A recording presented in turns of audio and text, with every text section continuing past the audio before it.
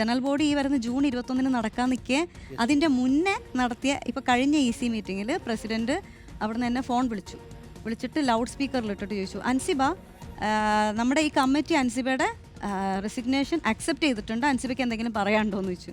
ഞാൻ പറഞ്ഞു എനിക്കൊന്നും പറയാനില്ല എന്ന് പറഞ്ഞു. You want to say anything? അപ്പം ഞാൻ പറഞ്ഞു ഒന്നും പറയാനില്ല. You are going to talk in general body? ഇങ്ങോട്ട് ചോദിക്കുക. ഞാൻ പറഞ്ഞു ഇല്ല, ഞാൻ ഒന്നും no you are going to take the mic and you will talk to the general body? ഞാൻ പറഞ്ഞു എനിക്ക് ആരോടും ഒന്നും പറയാനില്ല എന്ന് പറഞ്ഞു. ഓക്കെ, അങ്ങനെയാണെന്നുണ്ട്. അപ്പോൾ എൻ്റെ അടുത്ത് പറഞ്ഞു അൻസിബ രാജി ഇവിടെ അക്സെപ്റ്റ് ചെയ്തു, അപ്പോൾ അതെന്നാൽ പിന്നെ ഇന്ന് രാജി അക്സെപ്റ്റ് ചെയ്തു ഞങ്ങളെന്ന് പറഞ്ഞു. അപ്പോൾ ഞാൻ പറഞ്ഞു ശരിയെന്ന്. അപ്പോൾ നീനാക്കുറുപ്പ് ചേച്ചി അപ്പുറത്തിരിക്കുന്നുണ്ട്. അപ്പോൾ പുള്ളിക്കാരി ചോദിക്കുന്നത് ഞാൻ കേൾക്കുന്നുണ്ട്, അൻസിബ നീ ജനറൽ ബോഡി വരെ നിൽക്കാമെന്ന് ജനറൽ സെക്രട്ടറിയുടെ നിർദ്ദേശപ്രകാരം റിക്വസ്റ്റ് ചെയ്തത് പ്രകാരം നീ യെസ് പറഞ്ഞിട്ട് മെയിൽ അയച്ചിട്ടുണ്ടായിരുന്നല്ലോ, അപ്പൊ ജനറൽ ബോഡി വരെ നിന്നൂടെ എന്ന് ചോദിച്ചു. അപ്പൊ പ്രസിഡന്റ് പറഞ്ഞു നോ നോ നോ നോ അത് പറ്റില്ല, ജനറൽ ബോഡിയിൽ രാജിവെക്കുന്നത് മോശമാണെന്ന്. അപ്പൊ ഇൻഡയറക്ട്ലി പറയുന്നത് ഇപ്പൊ ചെയ്യണം എന്നാണ്. നിർബന്ധിച്ചു എന്ന് പറയാം. അതായത് ജനറൽ ബോഡിയിൽ രാജിവെക്കുന്നത് മോശമാണ്, അത് പറ്റൂല.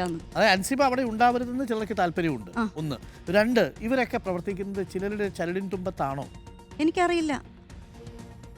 എല്ലാവരുടെയും കണ്ണിൽ പൊടിയിടുക എന്ന് പറയും. ചിലപ്പോൾ ഞാൻ ഇതൊക്കെ പറയുന്നതുകൊണ്ട് തന്നെ ചിലപ്പോൾ ആ സംഘടനയിൽ നിന്ന് പുറത്താക്കുമായിരിക്കും. ഞാൻ ഇപ്പോഴും പറയണം, ആ സംഘടനയിലുള്ള മറ്റ് മെമ്പേഴ്സിനോട് ഞാൻ ഒരിക്കലും ഈ സംഘടനയ്ക്കെതിരായിട്ടല്ല പറയണത്.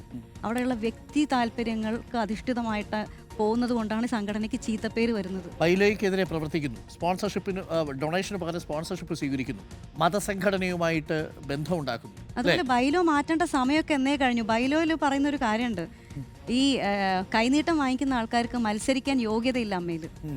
അപ്പോൾ നമ്മുടെ ഇന്ത്യ രാജ്യത്ത് പെൻഷൻ വാങ്ങിക്കുന്ന ആൾക്കാർക്ക് മത്സരിക്കാം അല്ലേ? അപ്പൊ എന്തുകൊണ്ട് ഒരു സംഘടനയിൽ മത്സരിച്ചുകൂടാ? ഇത്തരം കാര്യങ്ങളൊക്കെ ചോദിക്കുന്നത് കൊണ്ടാണോ അൻസിബയെ ഇവർക്ക് ഒരു വിയോജിപ്പുള്ളത്? അത് എതിർ ശബ്ദമാണ്, ഒരു ശബ്ദം ഉയരുന്നു എന്നുള്ളത് ഇവർക്ക് ഭയമാണ്.